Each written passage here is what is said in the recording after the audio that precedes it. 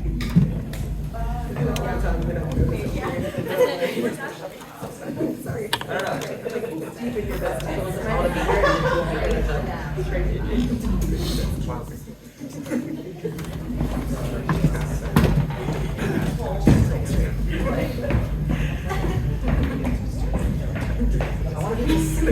Without going I'm not asking people to sit down. Well, if you have the outside seats, That's what I was going to do too. move theirs in a little forward in the back of the arc. Arc. Oh, we're gonna. Arc the chairs are there. So if you're near the center, scoot back, you're on the edges, slide forward, just slide. Doesn't have to be a lot. I really feel like it's we need to take them down. I thought it was perfect.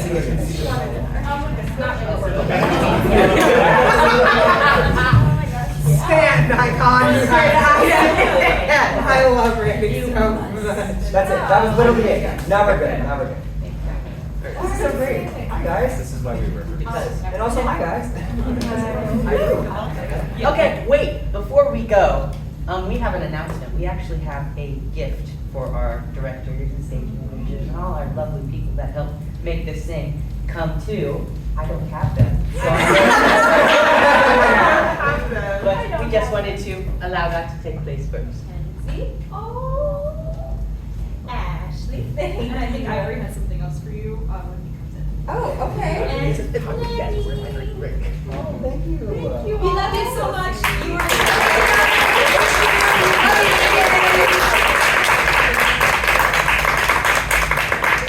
How big is this poster? I don't know. I just need to get a frame.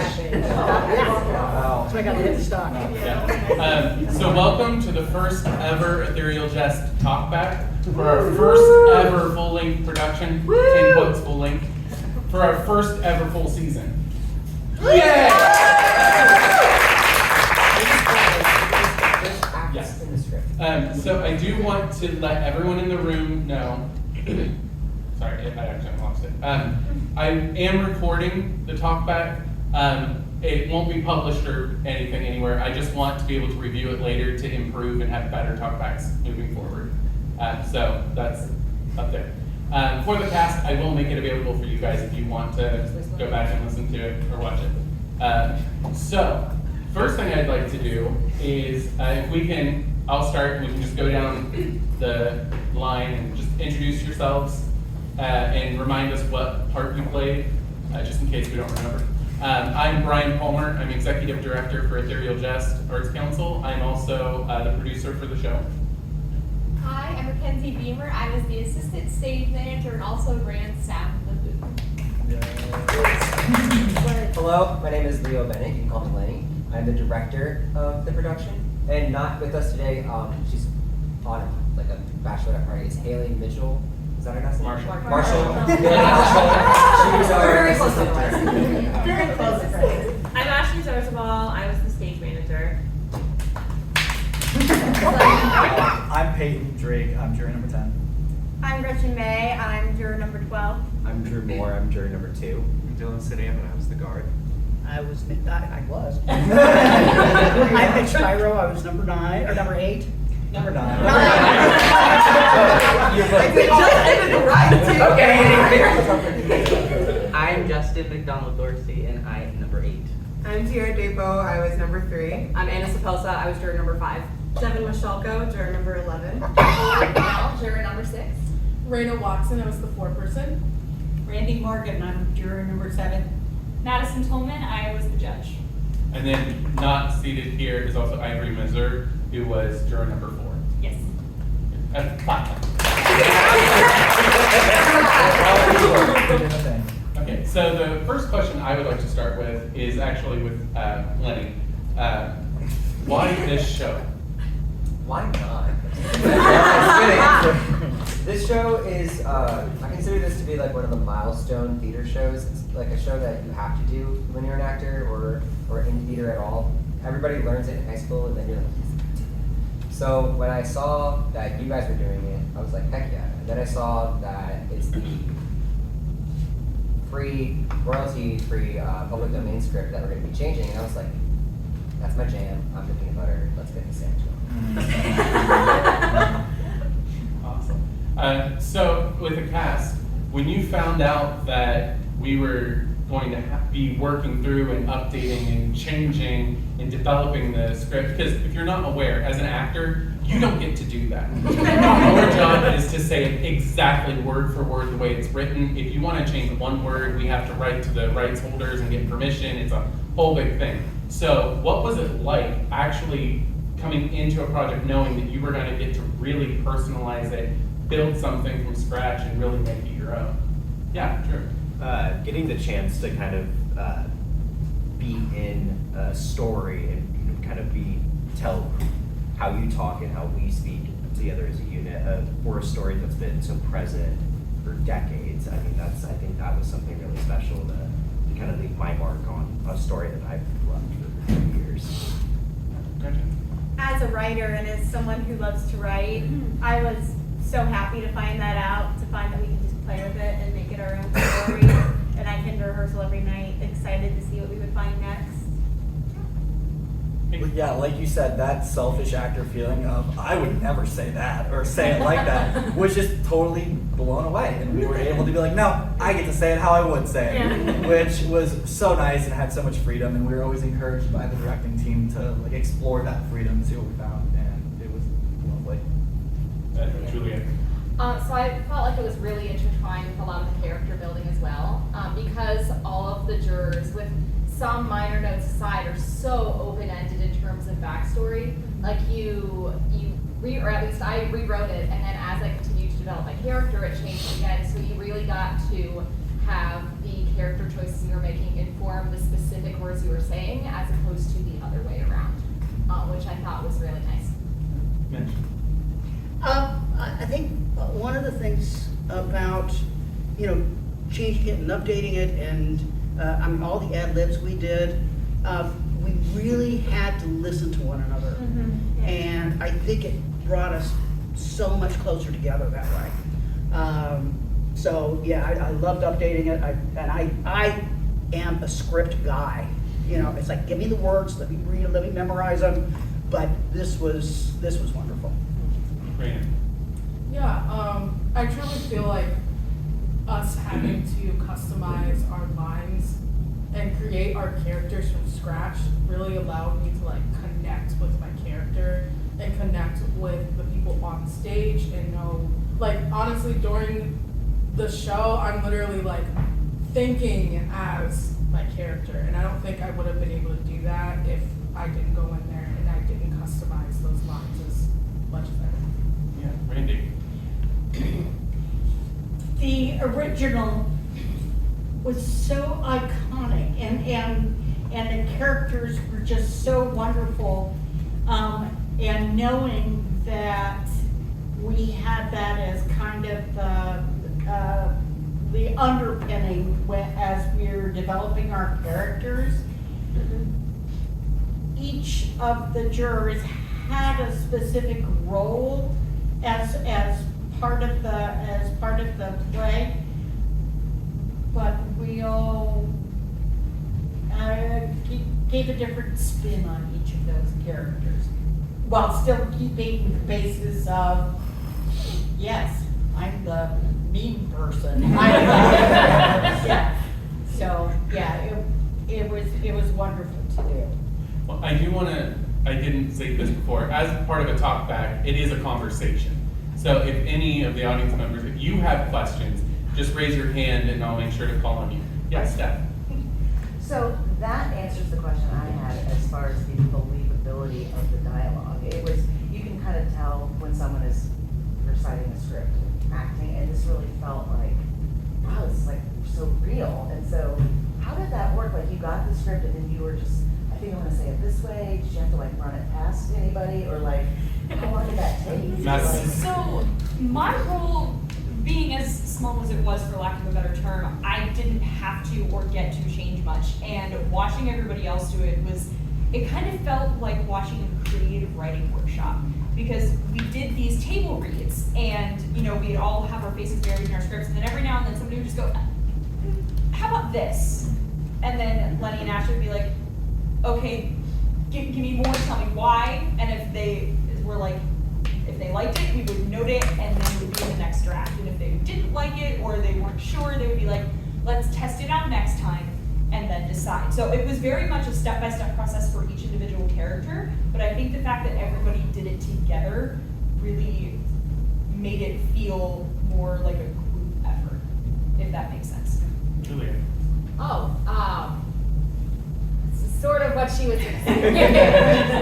So I think it kind of rolled into about 2 to 2.5 weeks process of us workshopping it, and it just continued to evolve. So I think we all sort of rewrote and then allowed it to evolve over the course of the reading. So it just the improv that happened during rehearsal, we were all trying new things. It was just a really fun process. It was organic. Yeah.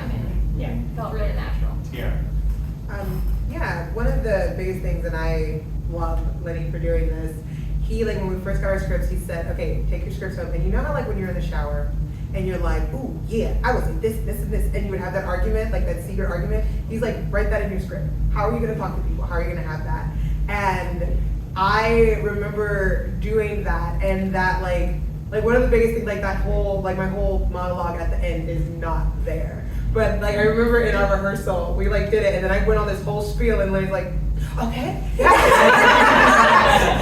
I'm trying to take notes as they're changing lines. Haley and I are like shorthand, like notating, like this line is changing. She said this, and then it got to Tiara's monologue at the end, and I was like, talk to Tiara. So yeah, like it was really, like, for me, that really opened up not only to have that connection with the character, but also just to make sure that the story connected and where I was going and who I wanted to see and why. It really, like, because the original script doesn't really give you a why as to why 3 is like just holding out. So that was kind of where my tangent went, but I loved our whole process and like all of the ad-libs and the bits and I love to call them the crunchy bits. Like I eat them up and love them so much because we just like really just all kind of like slowly just kept throwing things out and saying words, and you're like, oh, okay, that sounds good. Or somebody says something like, ooh, that's a little too much. But it was just a really fun, open, creative process. And I think that that's really kind of what helped give the show its believability, is that we were all so open with everything that was happening. This is Drew. Oh, I was gonna say that, like finding the line of, I'm Drew, but I'm now playing Juror 2, so, I would say, this way, but would Juror 2 say it this way? And it was just kind of about finding where does this character fit? And how would he say this? And that was kind of going back into character building there. Just a second, Grandma, the lady behind you had a question. Oh, I agree with her that the dialogue was extremely organic, if that makes sense. And I've seen lots of plays, and I cannot say I've ever seen one where it was so organic, and I love that part of it.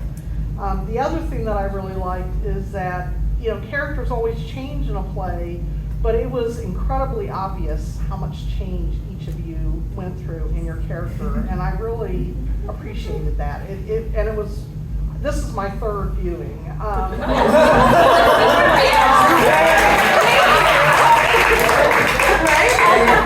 You all did the best, but I really appreciate, because the second and third viewings, I could focus on how you changed as characters, and I felt it was very natural, and it wasn't, the dialogue didn't stand in the way of seeing how those transitions happen. So, very good job. Thank you, Mom. That's your mom. That's my daughter. Devin's mom. Hello, Devin's mother. I love getting to meet the family. Thank you for making Devin. We love her so much. Okay, Grandma. Kathy. Thank you. I go with what I know. I asked Grandma. I think Tiara was so you talked about transitions at the end there. Did you feel like that was a natural transition to throw the chair and say, that's such a big change, and you don't show that earlier on. You know, you're pretty dogmatic about what you believe, but that change, I think, is kind of like, whew, you know. How did that feel for you? Thank you. That is an amazing question. The reason why we all laughed is in my audition, this is literally like a bucket list role for me. Like, I've always wanted to be juror 3. And I remember when I found out about the auditions and I went and I was in there and everyone was doing so good. And I was like, okay, you gotta stand out, you gotta stand out, you gotta stand out. So then in the scene where it's like, the juror 8 is like goading juror 3 and stuff like that, I literally in the audition threw a chair and ever since then, Lily was just like, so that's gonna happen. So then we had to like modify it to bring it down, so that it's not me. Literally across the room. It was like, I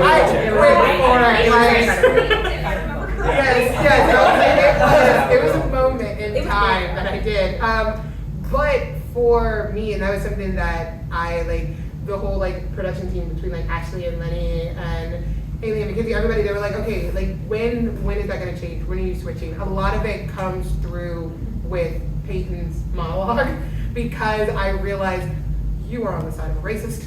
Deep-seated racist, and it's like really kind of starts thinking about it. So it's not until like Ivory's character starts talking and I'm like, okay, we can be back in it now. We can be back in it. But even then, like for me and for juror 3, like even it comes out in that monologue where it's like, I see myself in this kid.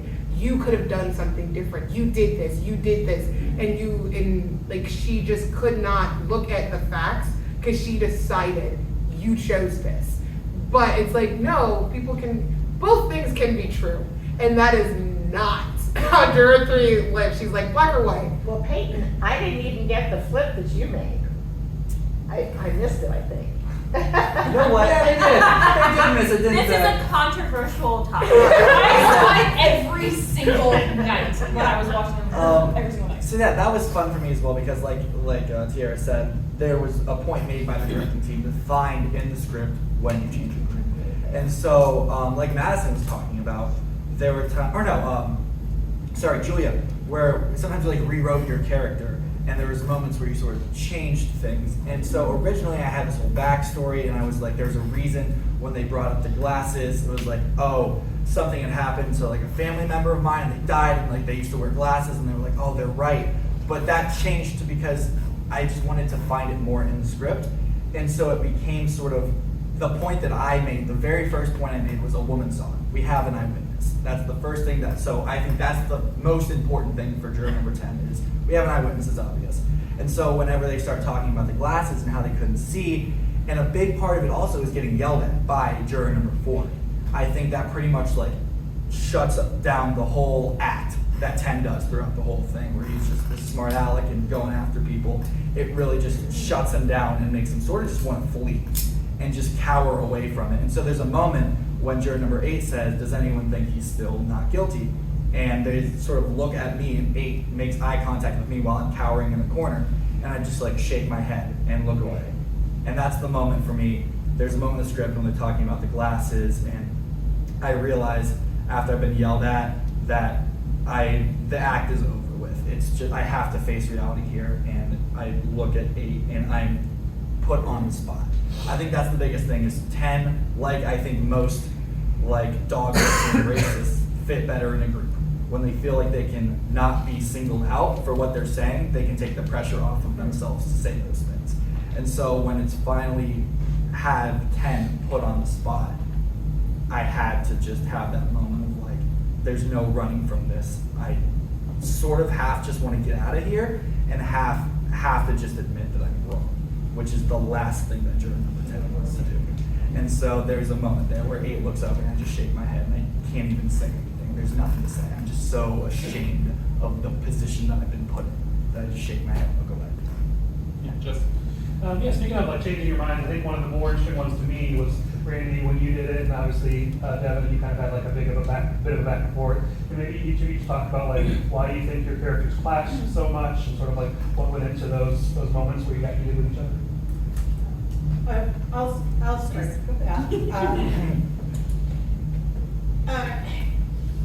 I think juror number 7 obviously has some very deep racism that filters everything she sees. Devin's character just kind of got under my craw. Yeah.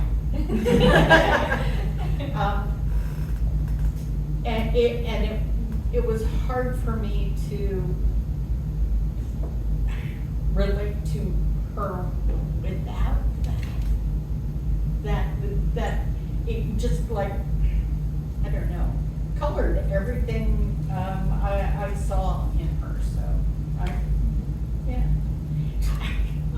when we go backstage after, I say, you're not so bad at me. We like each other in real life. Yeah. I did the same with number 5 when they. You guys don't make me. We could never. I will say, I, both as an actor and as the character, am not convinced that number 7 actually changes her mind. I still have a feeling that it's because she wants to go see that damn Frozen musical. She's heard such good things. In that case, that maybe I'm not doing a good job, because I really do, my transition comes watching Anna and the Knife. This is. Well, I don't see you then. I'm watching Justin with, watching number 8 with the knife, and then Anna comes in and it's like, oh, wait a minute. But I've had this character this whole time. I don't want to just like turn over, you know, so I have to be kind of jerky about it. But yeah, that's what changes my mind. So that's, I think, juror number 11. So I kind of based her, just, she grew up in Soviet-controlled country of some kind, and in her background there was a lot of injustice. So for her, even though she's a timid person, she does have some fundamental principles that are very important to her. And so when she has the chance to be on jury duty and she sees these people who have been born here and have had these opportunities, it really grinds her gears. Because what the hell are you doing? You've got this opportunity to participate that a lot of people don't have. And I think that's why the fact that 7 is so flippant about her time there and not wanting to just continually saying, we're wasting our time, I'm getting tired of this. We know, I know that, but we're here to do a job and let's get the job done.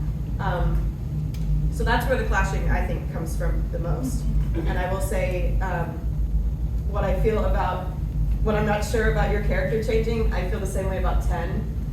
There's still a part of me that's like, I think he's just doing it because he's been overpowered. I'm not convinced that he actually believes it. And I think a lot of the evidence, when all of us switch our minds, is not necessarily evidence toward innocence. It's that the evidence does not show that, the evidence we have does not support it. So the old man is not a reliable witness. The old woman in the bed, she's not a reliable witness. So the evidence just isn't there. And I think that's another thing too, is you, especially number 3, you have to go into like all these details. Like we don't need to know if the old man is lying. We don't need to know why he would be lying. We just need to know if he's a credible witness. So I think that was a fun thing to explore as well. I know that's really not the same topic we were on. Just made me think of it, so that's a really fun thing to think about. Yeah, I think that was so beautifully said, and I think it's such an important point about, I don't necessarily think that a lot of the characters like change as people. They have their reasons behind wanting to change their vote and get out of the room, but I think for a show like this, what makes it feel so organic and so natural is that you're not just going to change a person fundamentally in an hour in a courtroom. And so there are so many different dichotomies and different opposing forces that are like, yeah, maybe 10 does just want to leave because he's scared now he got yelled at and he has daddy issues. And so he's just like, so he just wants to leave. And he's just like, I just don't want to be here anymore, so whatever, not guilty. But it's like, there's just that little flicker of, they had to reconcile a little bit. They had to have a little bit of a moment of like, maybe the way I think is wrong. And so I think it's important to show that that can just be the beginning. There's not an arc of like, oh, that person's a good person. Like, Ted isn't a good person now because he said not guilty. He was terrible for an hour to everybody. And so it's like, you're not supposed to leave like, oh man, I'm glad he got better and made the right choice. Like, no, he's still awful. And so, but it's like, there's that flicker of hope that like, maybe this will change something. Maybe they'll view the world differently. And I think that's something that we really need right now. It's just like that little bit of hope that if you just can change someone's mind or make someone think about something for a second, that maybe there's hope that that spark will become a flame and that change will happen. That's beautiful, Peyton. On that note, for the entire cast, how many of you think that your character is significantly different at the end of the show from where they started at the beginning? Significantly? Yeah, and honestly, I think that that's an accurate portrayal.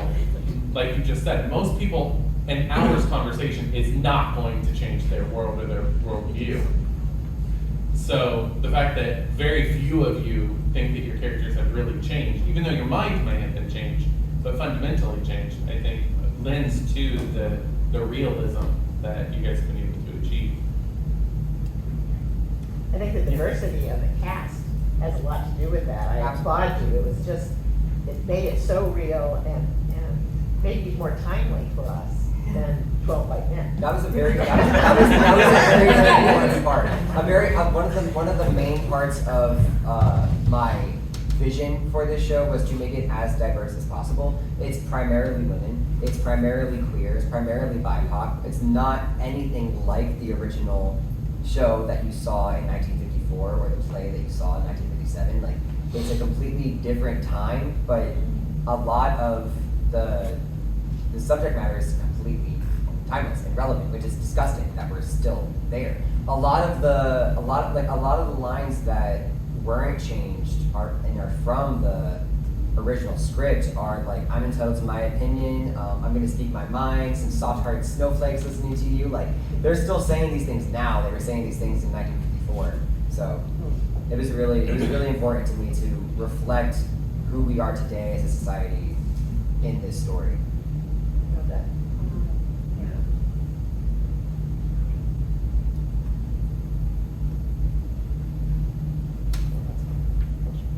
And you had your hand raised during the character and process part of the question. Bold of you to assume I remember what I was going to say. Sorry, I wanted to. But wait, no, it's okay. If you guys will let me like word vomit for a second, it will probably come back to me for in two minutes, 2-ish minutes. But we were talking about updating the script, and I think having that freedom to say like, this isn't how we speak, like this is how we talk, this is how the words flow, this is how we want these sentences to flow. I think that also helped with the ad-libs because we were able to be more like, this is our character and this is how they would respond to this line. So a lot of the like interactions me and Tara have, I was just like, help, we're elevated because we were able to like play with the words and the language and make it so that way it felt like it was really coming from us and it wasn't just like, these are words on a page we have to say. And you know, like all the interactions we have with each other and all the ad-libs, I think that really like came through with working with the language in that way. So that was really cool. And I think that also the like ad-libs and bits and the goofs that we all had, that also really helped to like develop our characters. Because I know like us three, we formed like a little squad, which was really nice. And I don't know if that would have like come through as strongly if we hadn't like updated and worked on our characters and updated the languages and stuff. Should I grow the lines? Honestly. And on the note of it being an updated version, where we labeled it on all of the listing as Ethereal Jests, 12 Angry Jurors, because it's your guys' version of the show. It's not like any other version you can see anywhere else. It's completely unique. And on that, we actually have published the script in a print-bound, nice version. It's not here yet. And it has a lovely foreword from Lenny, and it has this cast list in it, so it'll be in there forever and ever and ever. Everyone in the production will be getting one, so eventually I need your addresses so I can mail them to you. And our goal was to have them for sale at the box office. But our next production, which is Little Women of Orchard House, it's the first 2 weekends in December, we will have them available at the box office. Maybe there. Christmas gifts. Yes.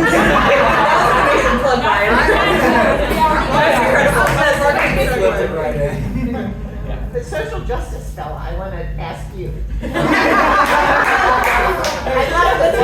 love the blog reference, you know, and I knew that wasn't in there before. But did you feel like that when you took it on, or was it more personal, or did you feel like you were campaigning? Well, honestly, the way that the character feels like how I feel in real life. Aren't you a law student, Justin? I'm thinking about law school. Okay. But I do a lot of school. I love learning, I love education, and I love helping educate other people on a lot of social justice issues, especially ones that relate to justice in crime and with the Black community specifically, as well as LGBT rights. So being able to do this role just kind of felt like it was solidifying myself, but being able to act it, because I love acting. So being able to do that on stage is kind of everything that I want to do in real life. So getting to piece that together felt really nice. And being able to do it with such an amazing cast was wonderful. And I'm so glad I got the opportunity to do it. But yeah, it felt so natural to be able to get up there and do it, but also take part of it away from me, because it's not me speaking my words directly. Obviously, I'm still a lot different than my actual character in real life. I'm a lot more bubbly. So being able to still get to act and be someone different while standing behind things that I truly believe in was very nice. I loved it. So, yeah, thank you. So, and this question goes out to everybody. I know in my own personal experience, I have a lot of shows that I've been in that as time passes, I think back and it's like, oh, I really love to do that role again, to do this differently or to attack it from this angle. Is there anything that you would look to do differently or to approach from a different angle in your role or your character or your position than what was put on the stage today? I'm not necessarily sure I would say it about my character in particular. I'm very proud of my character, and I would love for her to have more to say, but she also is a timid person, so whatever. But I also think that there are some things that, if I were to direct the show, there are some things that Aid says that I think could be redirected to other people, especially as things are going on. Not that you don't perform them wonderfully, but I just think it would be a really cool opportunity to kind of hear those things from different voices, and I think that would be a really cool experiment. You sound different.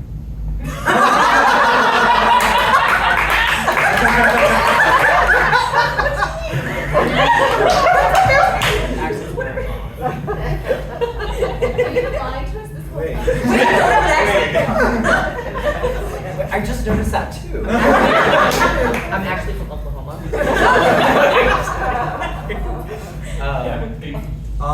I think this was a really unique show because of our ability to craft it sort of from the ground up, that it feels like this show has felt like I've gotten there the most, where I've gotten to a point where it's like, I think that's the character. Where so many shows you do, everyone says it's a cliche, but it's true. It's like as soon as it's over, your mind just opens up to all the other possibilities that could have happened. But because it felt like from the beginning, we opened up our minds from day one of what are the possibilities of this character. And it was sort of like a movie set where you did a take and you didn't like what you said, or it felt off, or it felt untrue, and so you just did it again. And you got to sort of come up with the lines and try it over again, try it differently, and so you really got to dig into it from the beginning. And so I feel like with my character, it would have been interesting to play in a more subtle way, because I feel like a lot of the racism and a lot of the antagonistic things are very much like eye-rolling and like, oh, great, of course, like, shut up. But I feel like it would have been really interesting to sort of have the audience on Ten's side just for a little bit. Just to have him be like, oh, like a sarcastic, quippy guy, and then just slip some things in where you wouldn't even notice it maybe the first time. Because I feel like that's how racism festers, where it's not obvious. But I feel like we've got to a point now where it is. So I think it is displayed truthfully in this, but I feel like it creates a lot more conversation and a lot more to think about if it would have been done more subtly. But like I said, I feel like this show was really unique in the fact that we had 6 weeks, 5 weeks to have all of those thoughts of how would I do this differently. And so this was the show where I feel like I can close the book on it the most. Whereas like we did it. Like that was it. That was the way we wanted to run it. Everything worked so well, everything felt true and honest, and now I can just appreciate the work that we've done. I was gonna say, a show like this, it's so open to a lot of different opportunities that we could have really explored, and I think we really did explore a lot. But I think we really also had to find what worked for this cast and this script, and I think once we got to that place, it really felt natural, but we still knew there were still little elements that we had to kind of include in and find. So once that hard, like, we're here, we're set, we've made these open decisions, let's now play with what we have. And I think that was really what added more and more great layers to it. So my character was just in the very beginning of the show, which personally, it took me a little bit of time to get used to, but I eventually really loved it because I did get to sit down and watch my counterparts develop their story. And every single night, something was different. I watched this show at least twice a night, 4 nights a week, for 5 weeks. And every single run was different. And this is the first time I've ever had a show like that. And I mean, there were some rehearsals that I did jump in and read for some roles, and I got some ideas. I was like, ooh, if I ever did this show, this is what I would do. But the moment I got to sit back and watch everybody else do it the way they wanted to, there is absolutely nothing I would change by the time we got to opening night. Because they portrayed it so well. I feel like if we could frame this show somehow and put it up on a wall, it would be there, and it would, like, I would look at it every day. So this question is for Madison and Dylan and Mackenzie and Gretchen, because the 4 of you served as understudies in the show. What is that like? Because you have to do the same amount of work that everyone else on the stage has to do. And well, and some of you were understudies for multiple roles. All of them were.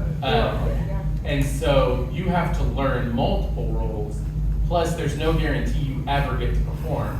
Now, for those of you who don't know, our Thursday night preview was an understudy performance.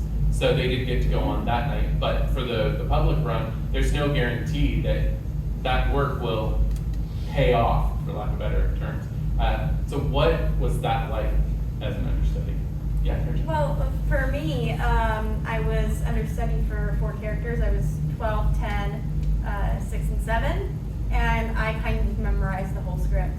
I mean, I started highlighting lines, and I was like, it's just the whole thing. I actually did memorize the whole script. I was like, great, I really did. I really and I was very shocked. I'm very honored to find that my work had paid off when, unfortunately, our very talented original 12 had to step out, and they allowed me to portray 12 and the way that I was doing it, and that they liked it. 12 was also an add-on understudy for Gretchen. Yeah, it like was also you're 12. Like I think the actress who played 12 had missed like 1 rehearsal, and I was like, Gretchen, can you just read for this? And she was like, yeah, sure, why not? And then the next rehearsal, I was like, Gretchen, you're the understudy for 12. No, that was and then the next and then a week later, we were like, actually, Actually, But she literally, she Yeah. read for 12 once, was assigned the understudy the next day, and then the next week she was off book for 12. Like, that's how. I confided with something. There was the preview run, I'm pretty sure, where some lines were dropped, and there was that moment as an actor where it's just like those 3 seconds of silence are just the most agonizing and intrusive. Someone say something. Gretchen was the one who always said something because she pretty much had the script memorized. So it's like she knew every line essentially at that point. So she knew, and it's such an art of being able to know what needs to be said, but then alter it so that it comes out naturally and you can hook the next line to it. And she just crushed that. And so hats off to her for doing that. She was She was our MVP of savior. the-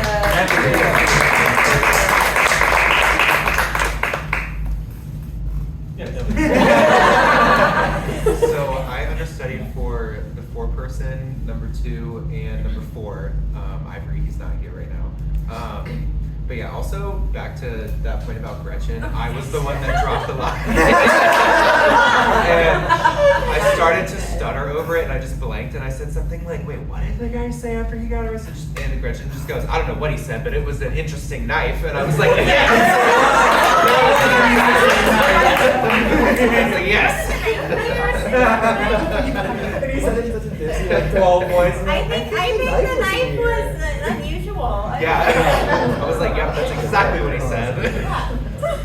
But understudying for this show was so much fun, especially with multiple characters, because I got to pay attention to how each of them were progressing, and I also got to see their individual choices and then kind of make my own choices based on that for when I had to step in, and especially for the understudy run. It was just definitely a lot of fun getting to watch how they were doing it, but also get to make my own choices when I would get to step in for that role. Change. Yeah. Definitely. I think someone said that my portrayal of 4 was a little sassier than Ivory's, which was one of the main differences. But yeah, getting to develop my own arc, whether it's seen or not, but also watching theirs was so much fun. Building off of what Dylan said, it was definitely really fun with multiple characters. For me specifically, it was very overwhelming. I was the understudy for 3, 5, 8, and 11. Okay. I'm going to be very frank, I did not fully memorize 8 or 11. I got close to 3, and obviously I got 5. But, because 5 was my understudy performance on last Thursday. And I did jump in for quite a bit in the beginning of rehearsals, but by the time we got closer to the end, I was actually reading for people that I was not an understudy for, simply because they weren't at rehearsal and either their understudy wasn't either or they didn't have an understudy. So I was just kind of the one to always jump in. So it kind of felt like I was understudying everybody at a different point in time. So my character development for most of these was not as deep as everybody else's, but more than anything, I am overwhelmed with the support that I received from everybody in the cast with how much was going on, and I was only able to shoulder it because I had you guys. So thank you. So I had a very different understudy. So when somebody gets pulled to do another role, we have to find somebody to fill in their role. So the assistant stage manager a week before Tech Week, I'm like, hey, do you think you could be the clerk and understudy 6 and 7? And I'm like, oh! I was like, can I not do the preview? I'm like, yeah, appreciate it. I don't think I could do that. So it was very strange to go from, ooh, let me have my crew hat on and do all these rating things and all the fun stuff, to be like, oh yeah, now you know the stuff that you've been correcting everybody about, now you do that. And luckily I never had to go on. Thank you, Randy and Julia. Because I don't know if I'd be ready, but we make do. So for everyone else, especially specifically what is it like to perform the same scene, the same role, but now you're playing opposite a completely different person?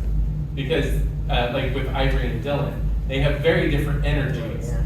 And as a performer, you feed off that energy on stage. So what is that like, Tiara? I will be the first because the biggest difference is obviously Ivory is person of color. So many moments in the show are me and Ivory like, let me like there are so many moments where me and Ivory just have those like, of course. And then it didn't really click until like the very first moment, like the first words out of my mouth was like, well, that's the system. And I looked at Dylan and I said, you don't get that. And then after that, like there were like certain moments, like even, and then I was like, okay, so now like I'm like in the moment, but like there are things that I'm like, I know that I looked for, and I know that I'm waiting to have that conversation or talk to you or do things in that moment, and I'm like, it's not gonna be like that. It's not gonna be like that. So it wasn't like a difficult transition, but it definitely, the things for my character that really aligned me to 4, I kind of had to rethink the alignment of like how, because I know that the big thing, a big arc for my character is her, like 4. Like 4 is the anchor. And so I had to like realign like in my mind, in the moment, on the stage, how is 4 the anchor, how is 4 the anchor, how is 4 the anchor, and because he's black, because he's not, so how is 4 the anchor, how is 4 the anchor, but then I was like, oh, but the words carry it, like, oh, he's saying this, he's still coming to your aid, he's now on your side, so now you're just kind of like, oh, like, yeah, well, yeah, it's fine, yeah, let's go, yeah. Yeah, Mitch. Not only the preview night, but in rehearsals, when the understudies would come in, it was so nice having a different perspective, because you found out more about your own character. Because you listen, and so when you're listening to somebody else, it changes your response. And so, having understudies was actually kind of, it was a nice growth, at least for me, as far as a character, because I got to find more of myself. I got to find more in the character when they were on stage. So, Yeah, Justin. Playing off that, I will say it's a very different experience, especially when it came to 4.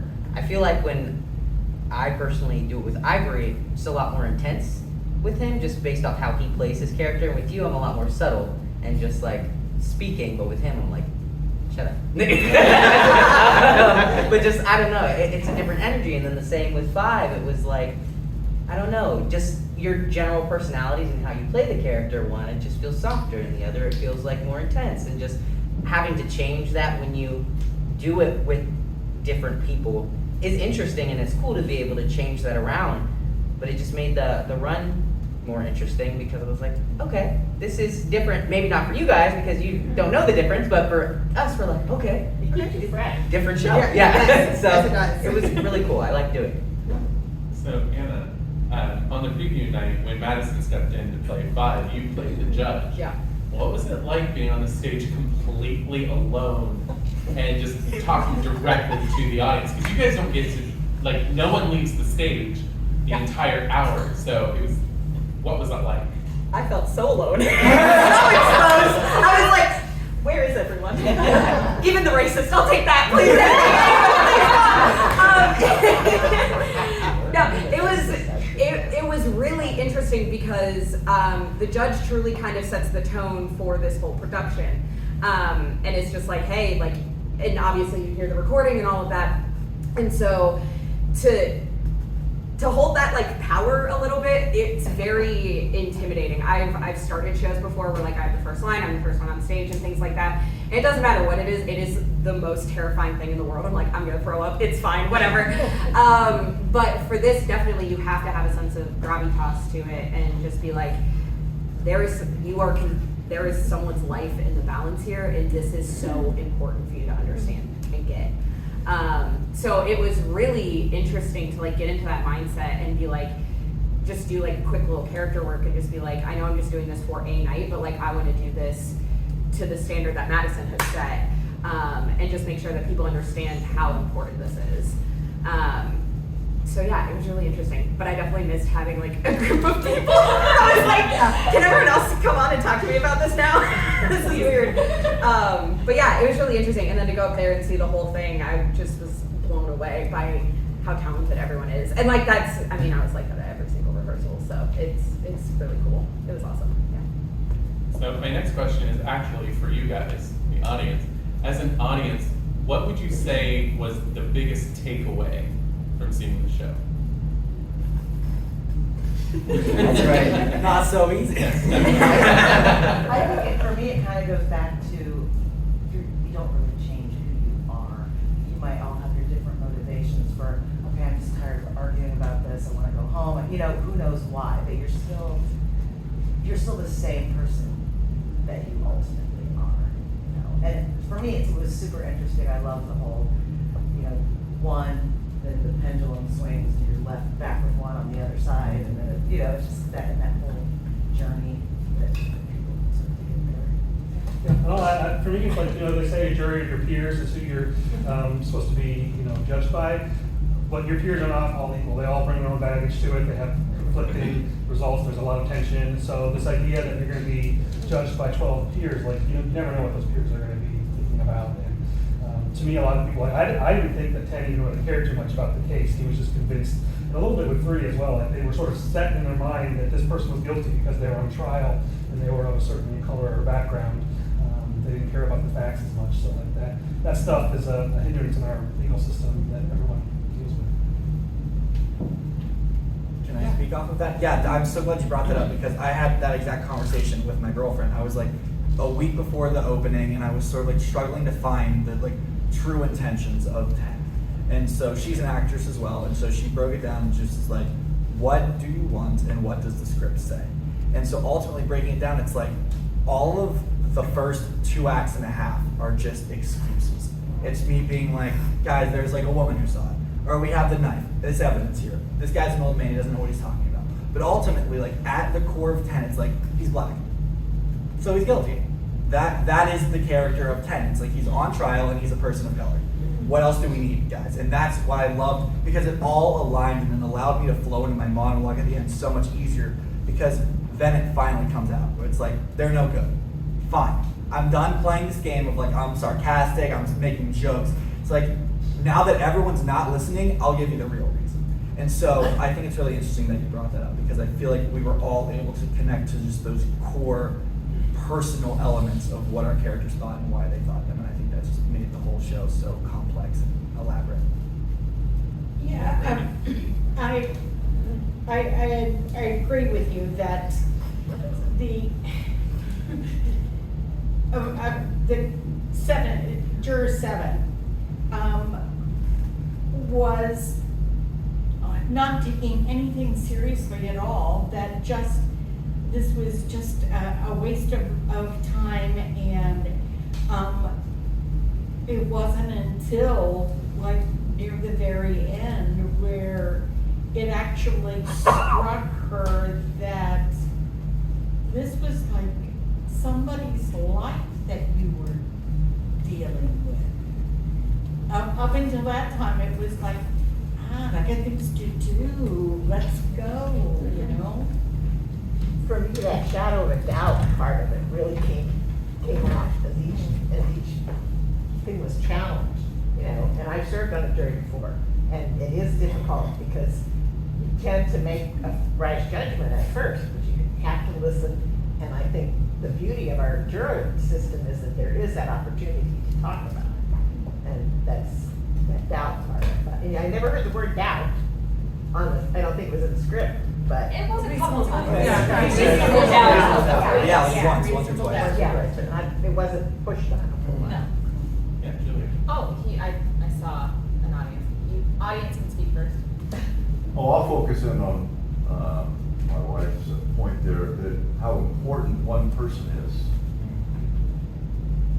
in society to raise the question, where everybody else might want to just go on with it, but how important that is for each one of us as a person, our voice and our questions and our interaction with everybody else to help them what we really are doing. Came through really well. Takes a great deal of courage to see those. Yes. I think the time factor also, because in current society, rushing through everything is what we want to do. And I felt like you really captured the fact that that doesn't always serve us well by rushing. And that it is important for somebody to speak up and say, well, maybe we need to look at this in a little more depth before we judge. So that came across very well, I thought. That makes me just wonder, this isn't really something I've thought about before, but this play really makes you question what justice actually means to everyone. Because each of these characters has a different definition of justice, and each of these characters has a different commitment to justice. And I think that was a really fun thing to explore. I don't have anything more to say. I just it was good. It was like, Okay, I liked it. Go back to Julia. Oh, okay. So my family, me more than them, but we analyze everything. And so when the majority of them came earlier in the run, while I was talking to other people after the show, they stood out in the lobby for like 15 to 20 minutes hyper-analyzing a bunch of different things about the show. And so obviously I wasn't there for the entire conversation, but the highlighted points were that in the original version of the movie, it was shortly thereafter the point of, or recent to the Second World War, and there was a reason the immigrant came from Germany, and that we're modernizing it. There's a reason that the immigrant is from the Soviet area, and the parallels between 3 and 8, and how 8 standing alone is able to stand firm while 3 ends up caving, and just like a bunch of little bits. So yeah, my family likes analyzing things, and we gave them a lot to talk about. And bouncing off that, I also think that it's poignant that the two interlocutors, 8 and 3, are both people of color, but yet they have such divisive points of view, where it's so easy these days, speaking as a gay man, that when I talk to straight people, they often are like, so what are gay people like? I'm like, well, we're not all the same. We have very differing personality types. That it's the same thing when you're a member of any marginalized group, that it's easy for outsiders to just view you all as the same, as having the same points of view, the same political leanings. But the fact that we had two completely different members of what would be viewed as the same group was, I really appreciate that. Yeah, Justin. I was gonna add on too. I was actually gonna bring that up a little bit. So, as a person of color, as someone who is mixed, my dad is black, my mom is white, I experience both sides.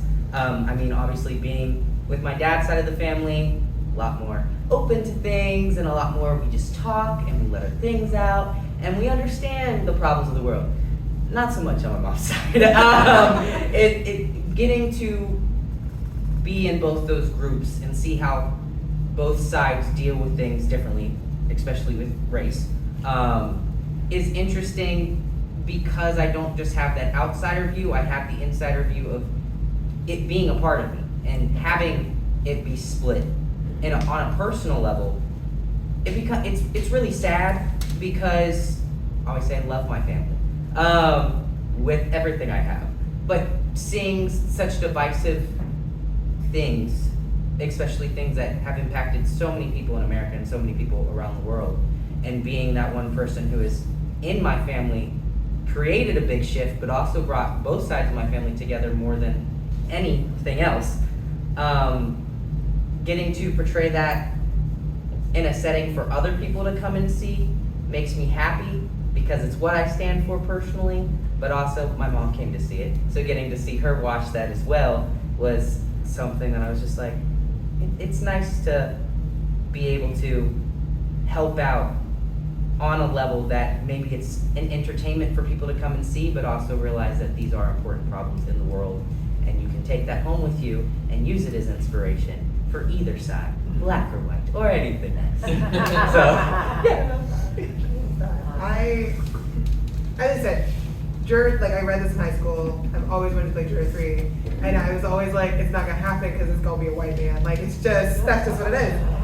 But I, being like getting older, looking at the world, looking at everything, and same thing with my family, I realized like a lot of it comes from, it's not necessarily always just black and white. Sometimes it is just pride. Sometimes because you are in that race and you are in it and you're thinking it, you're like, well, why can't you do better?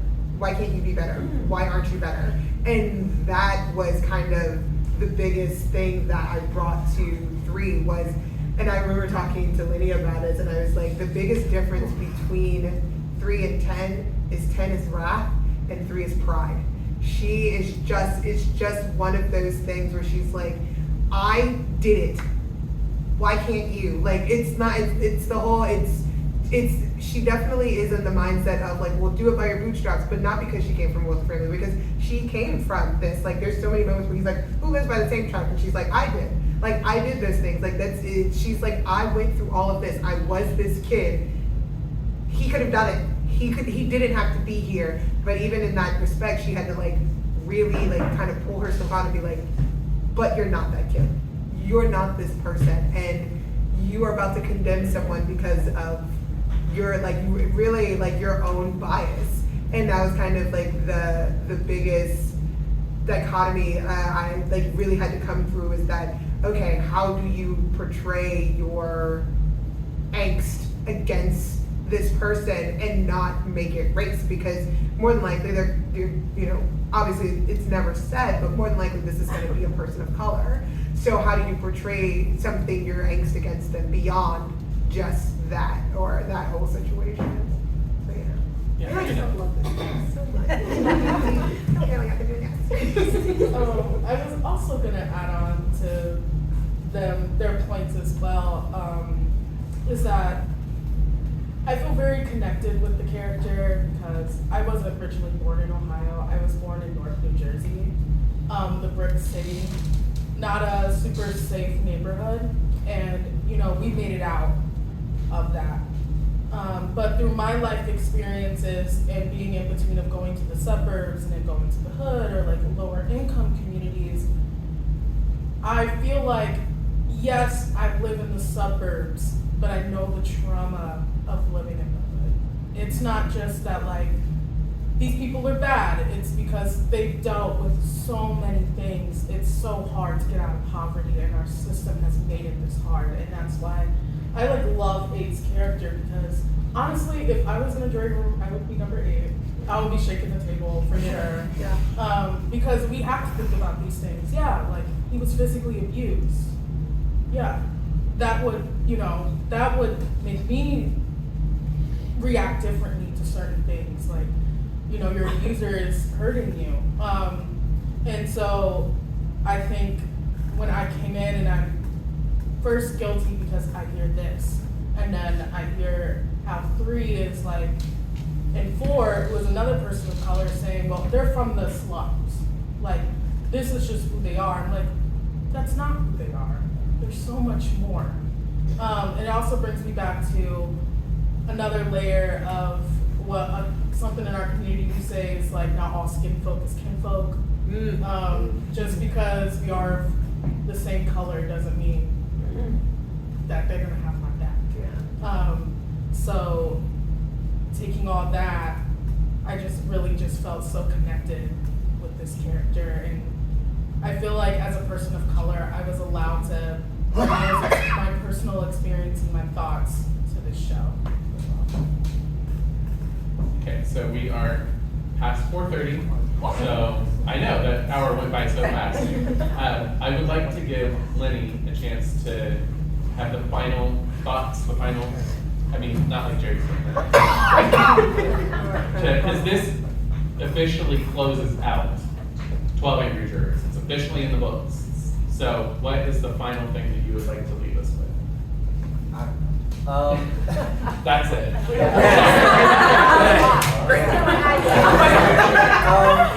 I feel like everything was said. Like I don't think there's anything really left unsaid. This was my first talk back. This was really cool to sit here and like hear all of your guys' like sides of the stories and all of your guys' experience with just seeing the show. Which also claps to the audience. Y'all were so and the audience, the energy that the audience brings to the performance space is a key component to the show that the audience is going to see. If the audience doesn't laugh at like the first 2 jokes of the show, then the show's energy is just like, okay, where do we go from here? But you guys were there. There was a lot of moments where you guys were like reaction and to like what was being said, and I'm mad that we're out of time, so I was gonna ask you guys like what like stuck out to you in the show that made you react to such ways. If I can have that like minute and a half. Yes. So throughout the show, there were multiple times I was sitting up there, where like a line was said and you guys go, oh, or ooh, oh, and I want to know for you guys what moments those were, if you have it, that you can recall. The cough drop moment is a big one. But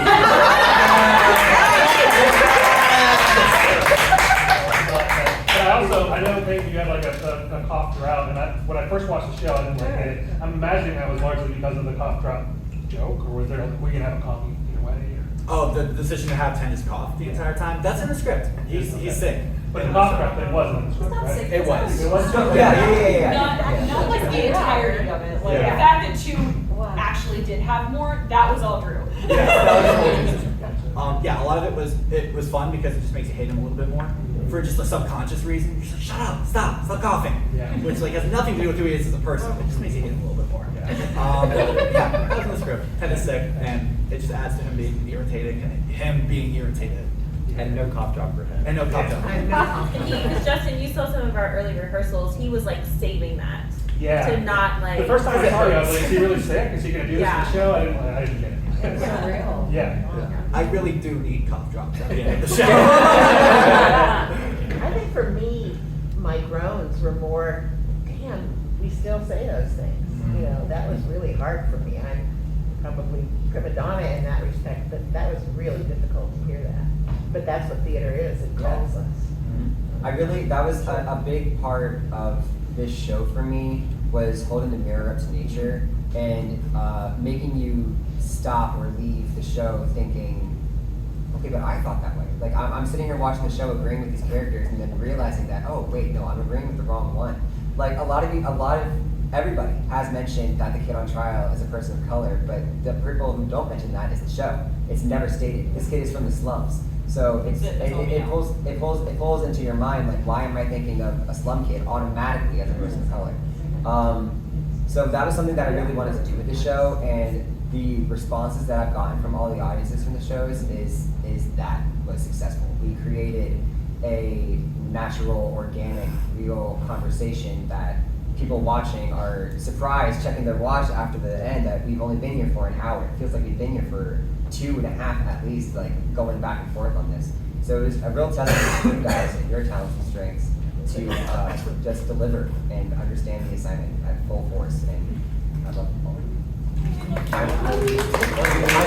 not good at speaking. Well, I want to let you guys know that throughout the entire run of the show, we sold 286 tickets. Very, very successful. I'm very happy with that. From the business side. Yes. So thank you very much for joining us for our first talkback. This was a lot more successful than talkbacks that I've experienced in the past. So you might consider adding this to more shows moving forward, because this was fun. Like I mentioned before, our next production is Little Women of Orchard House. It's the first 2 weekends in December. It will be here, but not in this room. It's across the hallway in the Shed Theater. Where we originally thought we were going to. Yeah, so it's going to be in Shed. Now with that one, there's only 60 seats in there. So when tickets go on sale, you want to see it, because there's like 40 people in the cast. What? And there's, That many? Yes, there's 40 characters in the show, half of them are children, so that one, if you want to see that, you'll need to get your tickets early. But other than that, thank you very much for coming out. Enjoy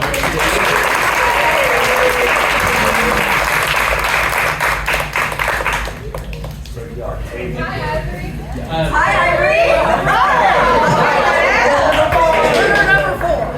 Okay, so I don't want strike to last any longer than half. Okay, I don't know you, but I'm ready to get on the phone.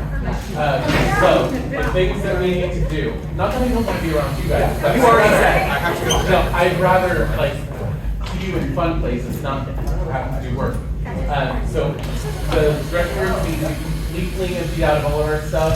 My suggestion would be let's move everything to the lobby, and then we know it's not here, and then once the lobby's clear, we know everything's out. So once the dressing rooms are empty, all of the chairs need to go to the lobby as well. The tree, the blue chairs, yes, the blue chairs, the tree, the water cooler need to go into the lobby as well, and then at that point we can start voting. What the dressing rooms do first, or just? I would do dressing rooms first. Alright, one more Polaroid, so I don't know if anyone else was not I have things I wanted to say, but I'm gonna talk over here. I love you so much. No, no. We can talk about the party tonight.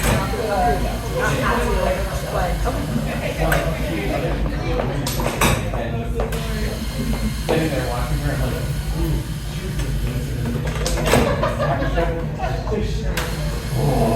Speaking of which, I did not realize, I'm not gonna be